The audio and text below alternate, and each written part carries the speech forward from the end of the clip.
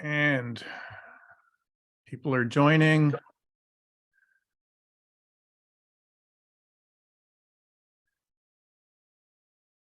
Welcome, everyone. I can't remember if I started chat, but say hi in the chat and tell us where you're from. Tell us what the weather's like. Because I'm from Canada, well, from central Canada, and the weather, we have a lot of snow. Oh, I'm glad I'm not there then. I'm not a snow person.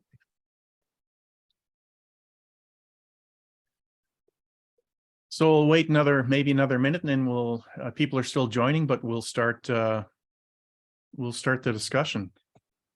Okay, sounds good to me. No rush on my end.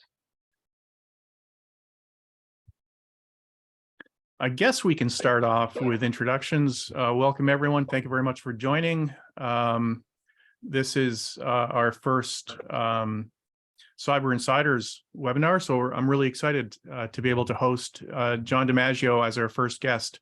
Jon is the Chief Security Strategist at Analyst One, and he's also the author of The Art of Cyberwarfare, which is an awesome book, really, really interesting, as well as a white paper, which is on the Analyst One website called the Ransomware Diaries, Unlocking the Lockpit.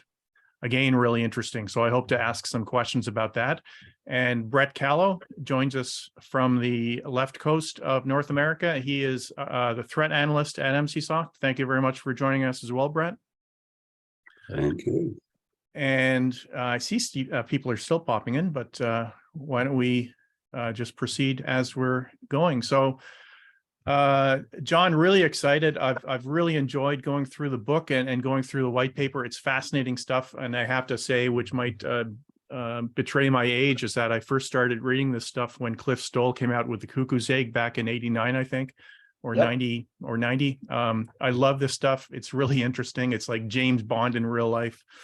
And your new book, so The Art of Cyberwarfare, an investigator's guide to espionage, ransomware, and organized cybercrime.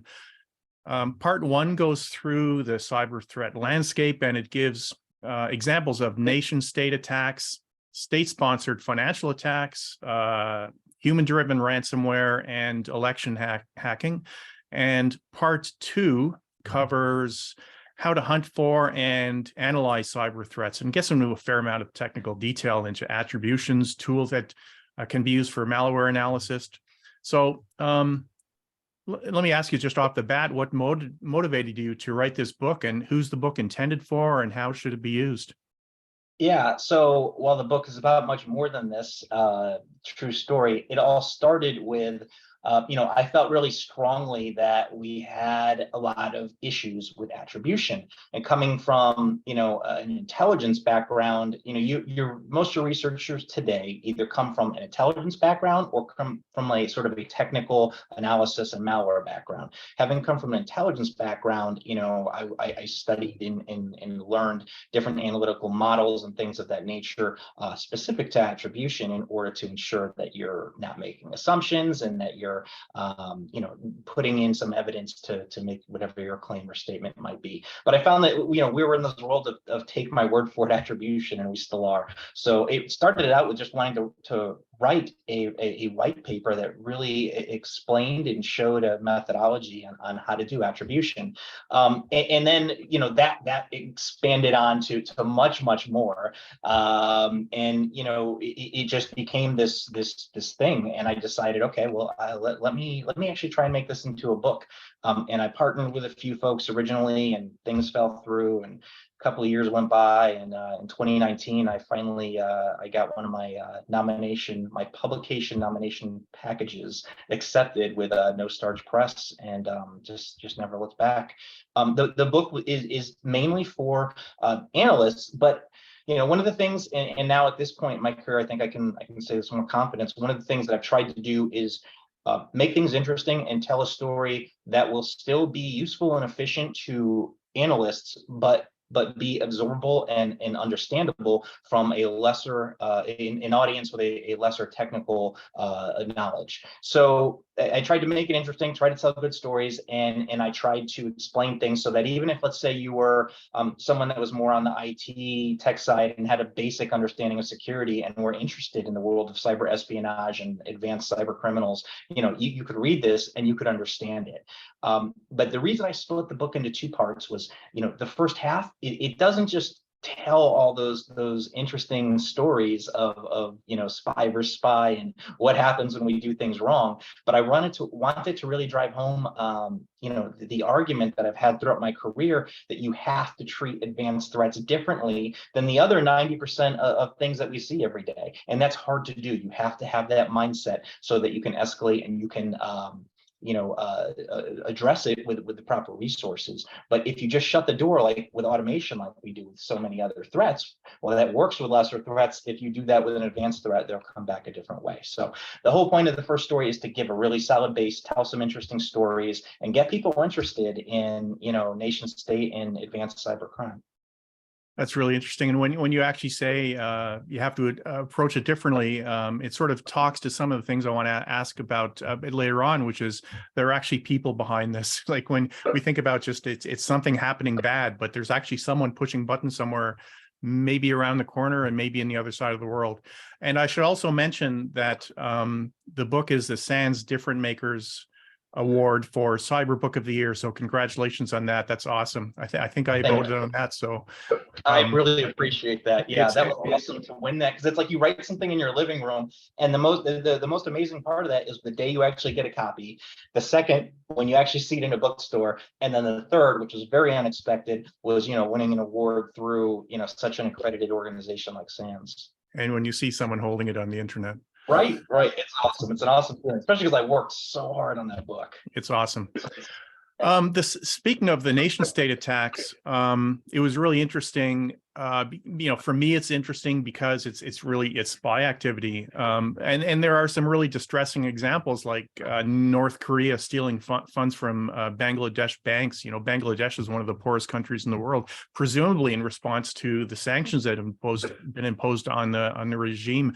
We don't have a ton of time for this, but maybe you can talk a little bit about state-sponsored cyber attacks.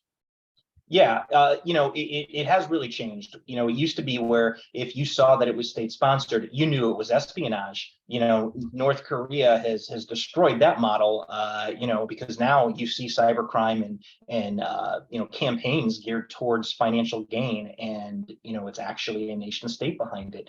So gone are the days, and Iran's done that too, but gone are the days where we can just make an assumption that if a government's behind it, it's for intelligence, gathering purposes. But the scary thing, about that is the resources that the nation states bring. And, that's what really makes it different, whether they're espionage, whether it's for financial gain, whether it's for disruption, the resources and capabilities that a government has versus any hacking group is going to be night and day. And one of the things when I was doing the research for the book, since you brought up the Bank of Bangladesh incident, that was really interesting is, as a general public, we really thought, even as analysts, we really thought that it was around that time frame that those type of attacks against banks and the SWIFT system and all that first began. But when I was doing that research, what I realized it was largely unreported in the public, but it was years prior to that. The Bangladesh thing was 2016. I want to say it was like 2014, 2015. It's in the book. I just can't remember. But there was an attack that was prior to that was only still a few $100,000 versus the attempt to take 80 million from Bangladesh. But that one that was a few years ago was a dry run, and you could sort of see the same model applied, just not as efficient, for far less money. So there's just little interesting things like that throughout the book that aren't necessarily public knowledge that are out there. And then a lot of the stories that are in there, well, I don't talk about it from my perspective.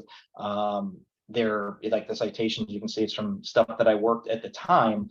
It's just that, working for companies and things like that, you can only talk about the public aspect of it. So I would give commentary, but I had a lot of experience in a lot of those investigations, both when I worked for the government and when I worked for Symantec. So it made for an interesting tale. Absolutely. And I should just mention, you mentioned the SWIFT system. It's an international system that banks used for fund transfers internationally, and it was never compromised, right? Correct. That's the biggest misconception, and I feel bad for them because they looked bad at the time, but no, they were never compromised. It was the bank's local implementation of Swift's software and servers that was compromised, and that's not Swift's fault. Like, their security, their communications, their networking, their infrastructure was solid, but you can't control what one of your customers does. You can try, but there's only so much you can do. And if you have weak security measures on the corporate side of a banking organization, that leads into giving you access eventually to the more sensitive information, and that's exactly what they did. Do you think it's likely that we'll see attacks coming out of Russia that are aimed at fundraising now rather than intel gathering? Well, I mean, the way that the economy is going there, it's certainly plausible, but also I would think we would see that by now if they were going to do that. I mean, it's been, almost a year now, in a couple of weeks, it'll have been a year. The economy, the sanctions, everything's taken such a dive. I think the real question is, are they already doing it and we just don't know about it? Because it seems like it'd be strange if I think that time has already come where they need money to fund things. So that's more, I guess, what I would say is maybe it's already happening and we just don't know about it. Yeah, absolutely. That opens up a whole bunch of questions, which I'll just put aside for now, because there's a lot of stuff happening that we never know about, right? Like when ends up becoming public knowledge is like the tip of the iceberg. There's a lot more under the surface. Right. In your book, you cover human-driven ransomware, and I'd really like to understand. Like, a lot of people think of ransomware as something that runs on your computer. It might encrypt your files. It's basically a bad program that your kid downloaded when they were doing a mod for their game. But what's the difference between human-driven ransomware and automated ransomware, automated attacks? Yeah, so obviously, we think of ransomware traditionally, where it was stuff that was just software driven, meaning it was sent out in spray and pray email, sent out to as many people as possible, and pray that somebody clicks on your link, and then it infects maybe one system, and you got to pay $300, or you go to the wrong website and it just locks access with a screensaver. It doesn't even encrypt anything. That's the old model, and it was in 2016, or I think it was December of 2015 when they first discovered a payload from the SamSam ransomware, and that was sort of the first time we saw the big game hunting where they actually went after entire enterprises. And then that model eventually evolved until the ransomware as a service model that we see today, where you have a core group of developers, maintainers, and then affiliate partners that go and do the dirty work, and they all share in the income that comes in from that. But to answer your question, ransomware today is a category. I do not consider ransomware today to be a specific thing. I think it is a matter of time before we see what is considered ransomware actors today, not focusing on the encryption of data as much is stealing the data. And the reason that I say that is, right now we see ransomware or ransomware attacks that not only involve encrypting data, stealing data, but now we're also seeing, distributed denial of service attacks, and it'll be something else next. But basically the playbook, anything that involves taking something that you can extort a victim for is what ransomware is. It no longer just has a binary digital definition of what it is anymore. It is now, I would say, a category of a type of attacker. And I think it's going to outgrow that category's name, but that doesn't mean we'll stop calling it that. Yeah, absolutely. I think that's already happened. The attacks that we're seeing now aren't ransomware in the traditional sense of the word. They often don't involve encryption. It's all about the exfiltration and using the stolen data as leverage. Yeah, and that's a great, point, Brett, because doing that takes a lot more time. And when we talk about what ransomware used to be, where somebody clicked on something, now, well, this time frame's gotten to be lesser. In 2019, 2020, I did a study on multiple groups, and they were spending anywhere from 3 to 21 days on a network, and that was the average.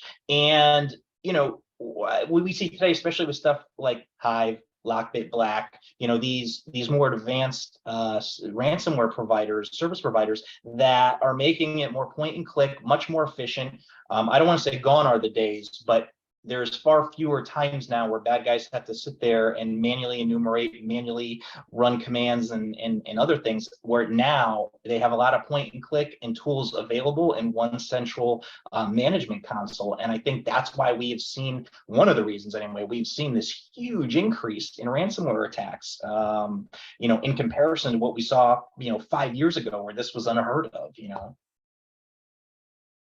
Awesome. Just if you're just joining us, we have Jon DiMaggio, author of An Investigator's Guide, The Art of Cyberwarfare, and an Investigator's Guide to Espionage, Ransomware, and Organized Cybercrime, and Brett Callow, threat analyst from Emsisoft.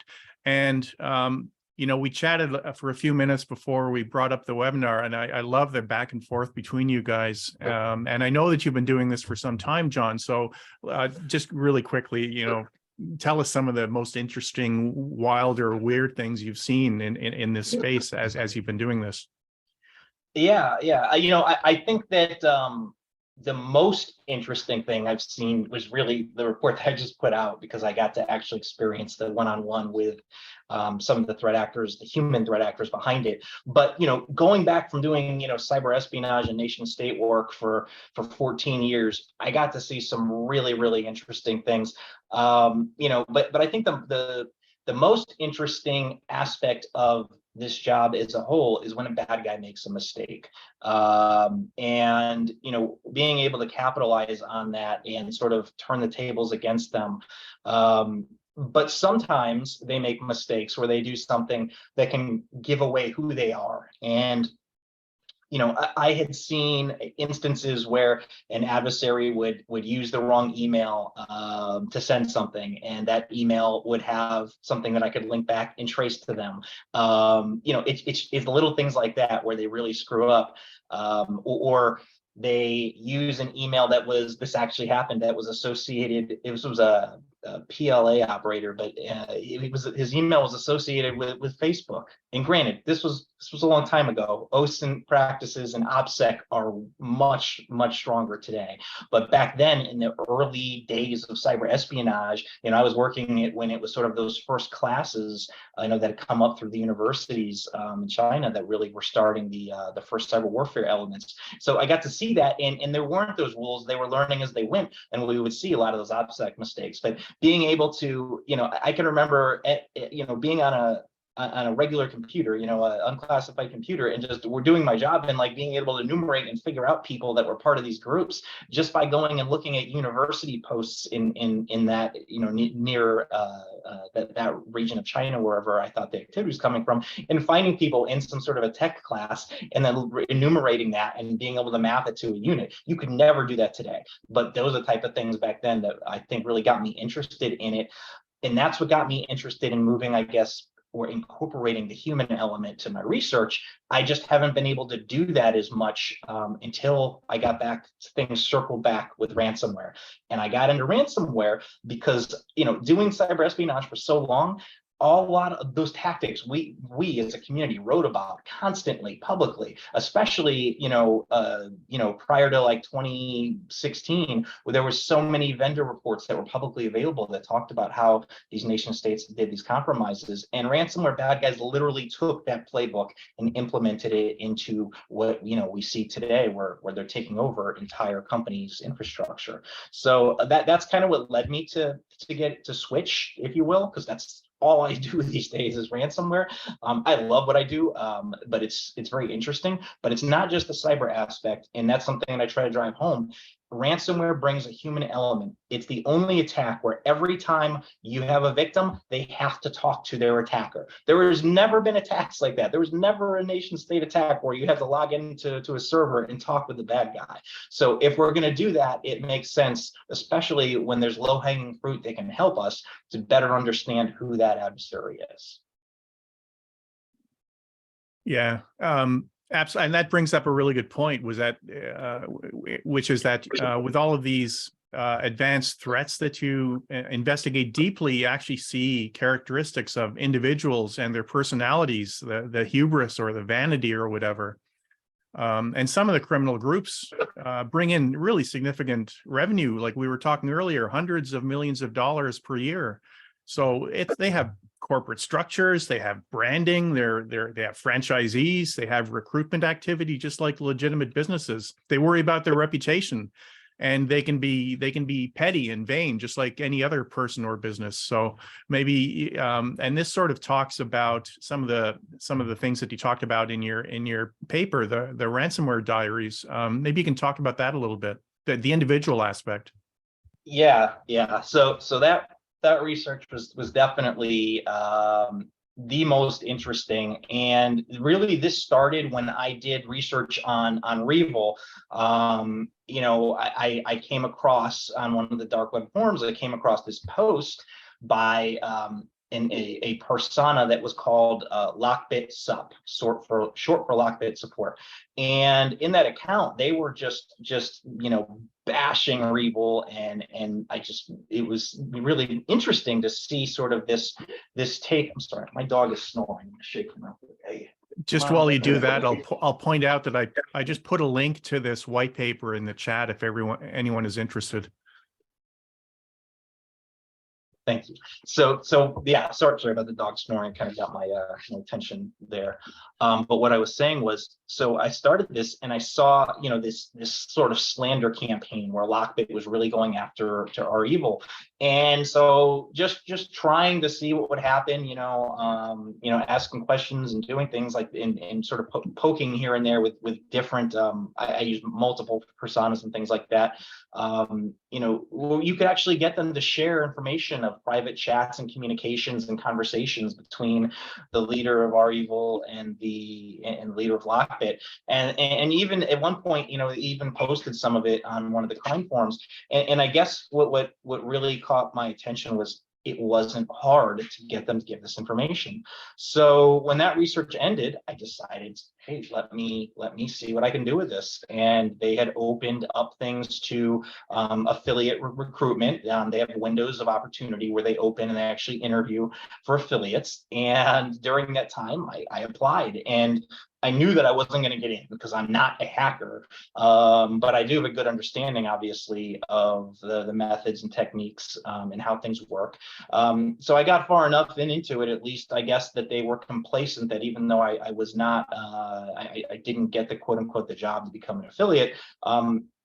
I was sort of left in this Tox channel, and Tox is a private communication. It's an open source encrypted communication platform that a lot of bad guys use. It wasn't designed for bad guys, but that's who uses it, and or who, in my experience, who uses it. And so being in there and then being in the forums, I just realized that I had this opportunity to collect intelligence. And over time, I sort of grew that relationship, and I tried to gain trust of the people within that small community. And I started tracking when bad guys would go buy attack resources. Who did they buy it from? I discovered access brokers. I discovered affiliates. I discovered many of the people who sell resources, whether it's a digital certificate or some sort of a commodity malware, whatever it might be, I would identify. And then when I found affiliates, and I would start tracking Bitcoin wallets, and I start to see the affiliates were getting paid by multiple groups, I then would annotate, okay, here's a high value affiliate, because now they're spread across multiple groups, and I would put more focus on them. And then sort of to bring the whole thing together, once I sort of realized that Lockbit Sup anyone who's in these forums and tracks him will know he just can't help himself, at least up until recently, running his mouth. The constant, chest pounding. He just, if you compliment him, you stroke his ego, he's going to give you information. And even when it's not, you don't know if it's all true information, whatever that person wants you to believe is useful, from an intelligence perspective, of understanding who they are, what they want you to believe, where they want you to go with it. So all of that sort of came together, and yeah, I had all this really good intelligence, and I overlaid that on all the technical events that we already knew about, and I applied what Lockbit told me about those events. And then, with his developers, and this also led to other gangs, Darkside, which Black Hat, Hive, Revo. I think there were 5 or 6 gangs that during the course of this research all at one point or another touched into this. And it was just amazing. It was like, holy crap, like this is like some of the worst bad guys in the world, and they're all like right here having some of these communications. And then that happened. Yeah, that was definitely excuse my language, a no shit moment when I saw that. So obviously the white paper that you put out just last week, wasn't it? And it talks about Lockbit. It talks about a lot of the research that you've done, what you found out about the guy personally. And he decided to respond by putting your picture on his profile on, I don't know what this is, but I'm suspecting not Facebook. Yeah, no, it's a criminal form called exploit, and Lockbit Sup persona, the Lockbit Sup persona had been banned from that a long time ago. And there was this other account, Lockbit, that they'd kind of used, but once they got banned, they got really pissy with the administrator and just kind of left that forum, if you will. But lately, that all of a sudden, I've been monitoring it, and it became active again. And then shortly after it became active, my report came out. Yeah, that happened. So yeah, I wasn't sure how to take it. I was not expecting that. I was confused when I first saw it. I was confused. I was like, what is this? Like, how does that happen? Like, and then when I realized it, I was like, because my kids were home from school, and I'm sitting on my computer, and I saw it, and they looked at me, and they saw the expression on my face. They're like, what? I was like, come look at this. And they didn't even know what it was, but it was just one of those moments where it was like, am I actually seeing this right? So yeah, we do know that the bad guys monitor the press. They look for news about themselves, about ransomware in general, which opens the door to feeding the misinformation.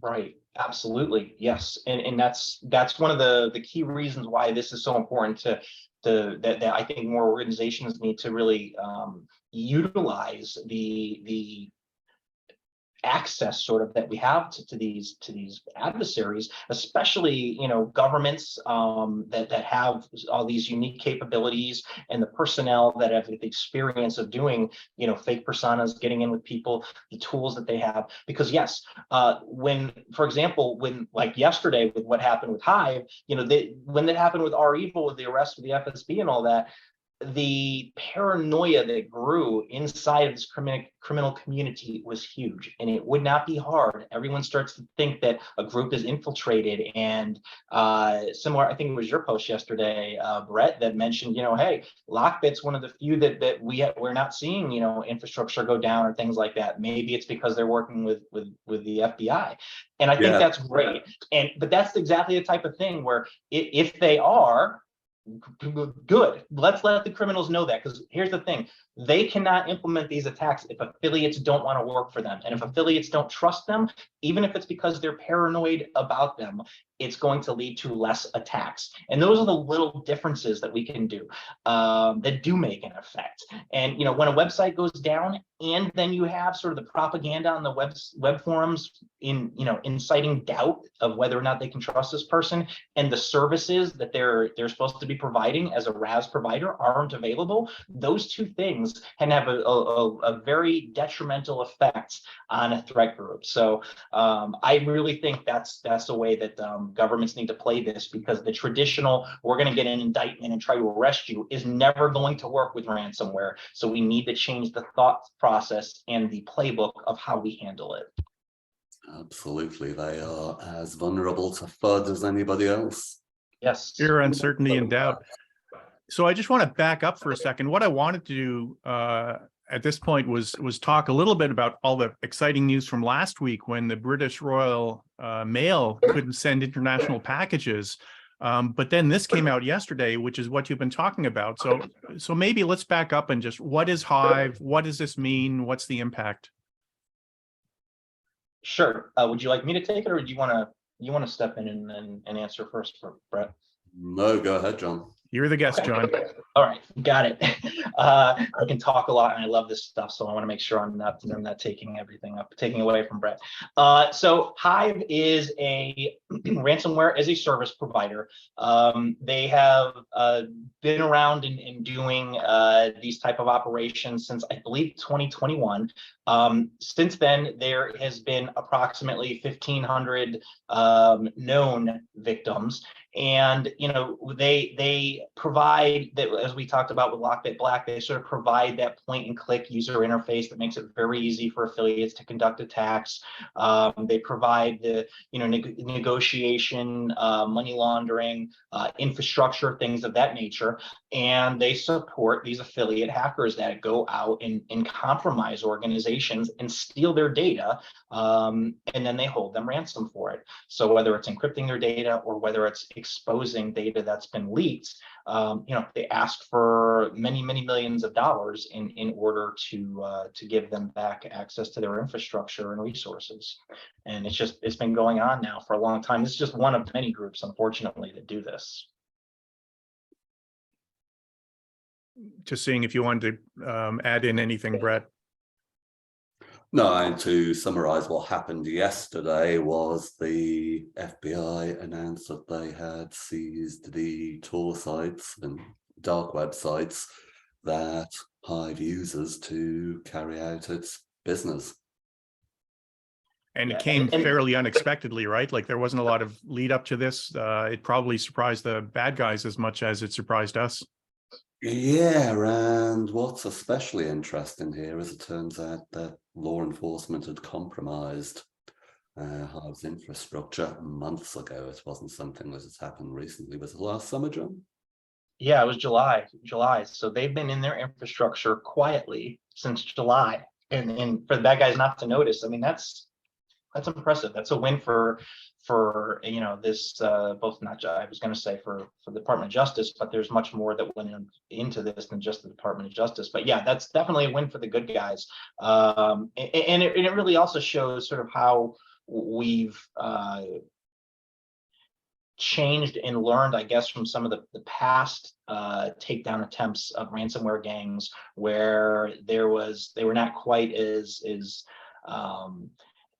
secret, or I guess the better word, they were not quite as effective, and there was a little bit of stumbling, and people would get upset. The Casey attack, for example, where the FBI was giving keys to victims, but there were other victims that didn't get keys and were paying, and people were like, well, how do you decide who you give which victims you give keys to? And then, of course, companies who paid are now pissed at the FBI. So and that's the question I had with this is, how do they decide who they give keys to? I think they said, just looking at my notes here, there was like 336 victims they provided keys to.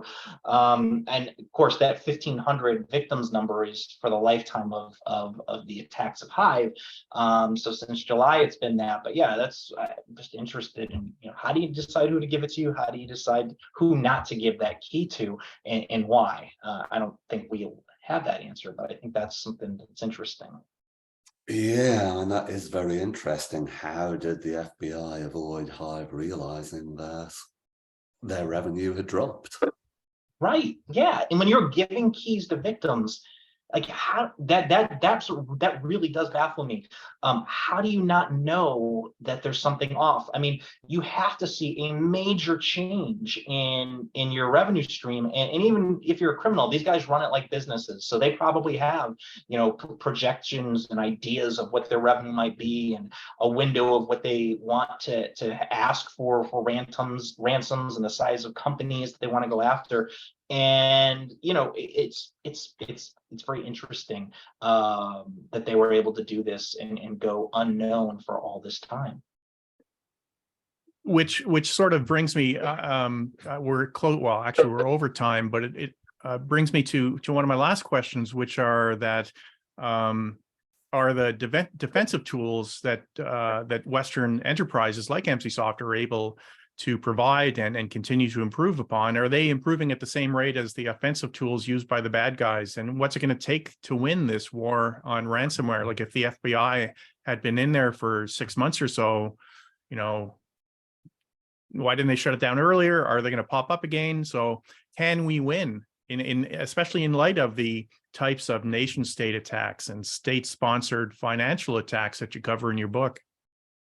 Yeah, we really need to change in how we're doing things, and it really will take governments with vast resources to stop these ransomware attackers. At the end of the day, we in the public sector, we can't, for the most part, hack back, if you will. And I understand why, but we're showing up with our fists to a gunfight. I mean, it isn't going to work. We need those resources. Things like today, when we took money back from the wallets from DarkSide, when we affected REvil to where their operation unraveled, those all the same stream that runs through all of those is the government and its resources had to get involved. So whether you like government or you agree with law enforcement, the facts we can't deny that those three incidents are probably the most prolific disturbances in the ransomware eco chain and in that ecosystem, and that all took place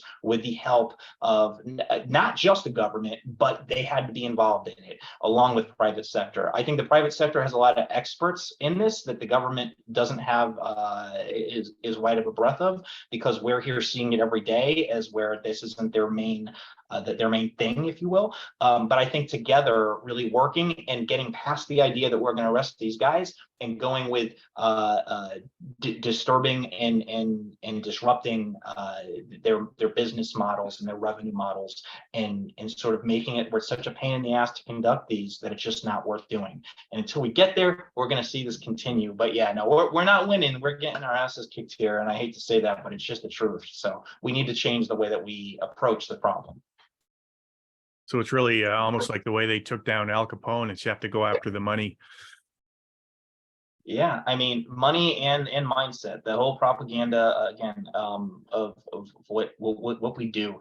And Lockbit was a great example. So many criminals not only don't like Lockbit, but they don't trust Lockbit, and it doesn't take much to turn the tides on them. And we'll get there, but we're not there today. What you described sort of reminds me of something that Nicole Perleroth had in her book. They tell me this is how they tell me the world end, which is something that nation states focused for a long time just on accumulating stockpiles of 0 days, as opposed to defending their own infrastructure and their own economic base, their companies. So yeah, it sounds like there's a real sea change required in order to focus on some defense and not just offense. Yeah, we're getting there slowly. Sorry, go ahead, John. Well, I was saying we're getting there. It's just slow. I think we're going in the right direction. It just needs to go faster. Yeah, I don't think we'll ever be able to solve ransomware in the same way that we haven't been able to solve any other form of crime. What it is a matter of is pushing it down to acceptable levels, or not acceptable, but less problematic levels. Yeah, changing the risk-reward ratio for the criminals, right? Absolutely. I think you're right, Brett, but we definitely need to at least change the scale, because right now, they're up here and we're way down here. We need to at least get closer to balancing that out, because I feel like we're bleeding out here right now. It's kind of like all the years with espionage that we never stopped data going out the door, and now you have countries that literally have technologies that we created that they didn't have to pay the billions of dollars to do research in engineering for. Well, same with this. We're watching all this data and money and everything going out the door, and let's hope it's not going to take another 10 years to figure out that we need to approach a solution differently than we are right now. Yeah, which leads on to another problem of how do you actually know when you're winning, when we have statistical data about the number of attacks or how many organizations pay. It was said yesterday that only 20% of victims involve the FBI. So wow, how do you winning? Yeah. Yeah, it's hard because it's never fun to have to raise your hand and say that you're a victim with any crime, let alone when it's going to affect you as a publicly traded company and things of that nature.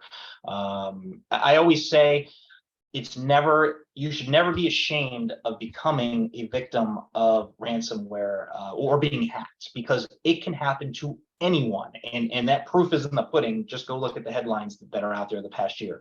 But how you address and how you handle it says a lot about your organization and its culture. And I think that's where companies need to get better at, is that sort of that response and admitting things that happen and looking to help their customers who are directly affected because their data is gone or stolen. So And you talk specifically about that in your white paper, the ransomware diaries. You talk about the response from Accenture when they were hacked, and you compare it to the response from Entrust when they were hacked, and yes. they took a bit of an offensive stance themselves, presumably. Yes. We can't be sure, but right.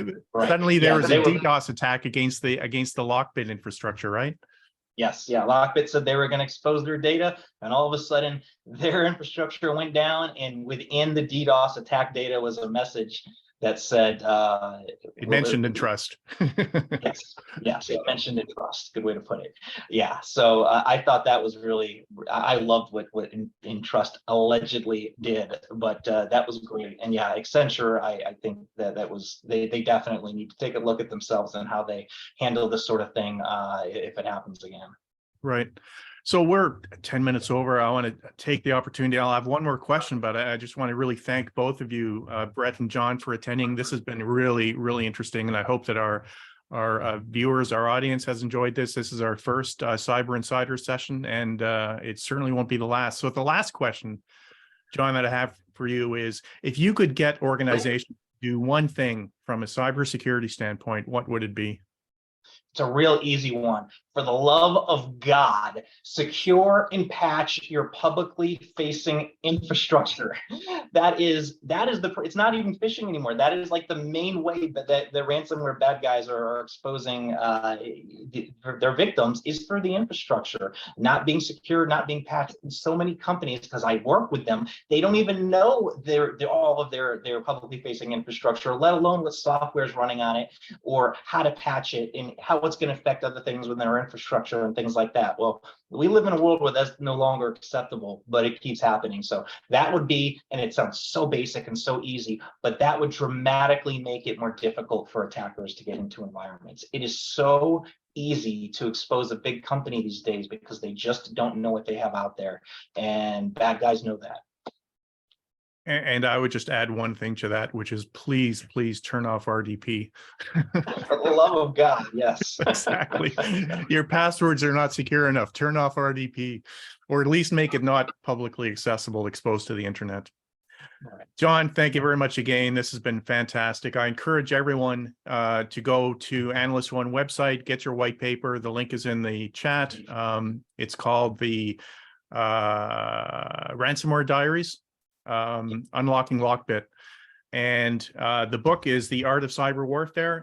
Fantastic book. Thank you again for your time, Brett. Thank you very much for helping. Thank you for attending. Your insight is awesome. I really enjoy the chat that you guys have back and forth. I like to pretend I understand 60% of it, but in reality it's probably less, but it's fascinating nonetheless. So thank you for attending. Thank you for all of our attendees, all of the audience, and we will be having another one in February. I wish you all a good weekend and a good 2023.